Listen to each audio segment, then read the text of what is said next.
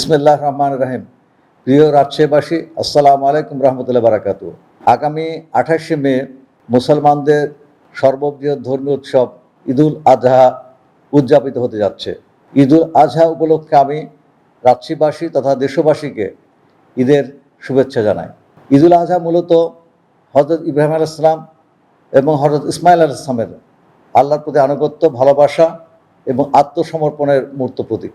মুসলমান হিসেবে আমাদের তাদের এই আদর্শকে গ্রহণ করা উচিত এবং আমরা যে কোনো পরিস্থিতিতে আল্লাহর হুকুম, আল্লাহর আনুগত্যকে আমরা আমাদের জীবনের ব্রত হিসেবে গ্রহণ করব। সম্মানিত রাজ্যবাসী, আমরা এমন এক সময় ঈদুল আজহা উদযাপন করতে যাচ্ছি যখন দেশের আইন শৃঙ্খলা পরিস্থিতির অবনতি, দ্রব্যমূল্যের ঊর্ধ্বগতি, খুন, ধর্ষণ, বিশেষ করে শিশু ধর্ষণ এবং শিশু হত্যা একটা কঠিন পর্যায়ে পৌঁছে গেছে। আমরা আশা করব আমাদের দেশের সদাশয় সরকার এই জাতীয় আইন শৃঙ্খলা পরিস্থিতির অবনতি রোধ করার জন্য কার্যকর পদক্ষেপ গ্রহণ করবেন।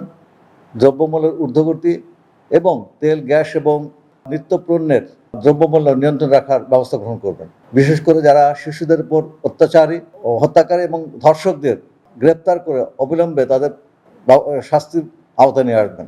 আর বিশেষ করে আমরা যারা কোরবানি দেব তাদের প্রতি একটু অনুরোধ, আপনারা রাস্তাঘাটে যেখানে সেখানে কোরবানি করবেন না এবং কোরবানির বর্জ্য পদার্থ অবিলম্বে অপসারণ করে সুষ্ঠু এবং সুন্দর পরিবেশ বজায় রাখবেন।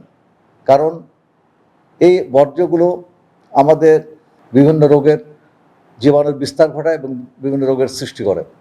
এই জন্য আপনার একটি সুস্থ এবং স্বাস্থ্যকর নগরী যেন আমরা পেতে পারি, এই জন্য সকলেই যথাযথ পদক্ষেপ গ্রহণ করবেন।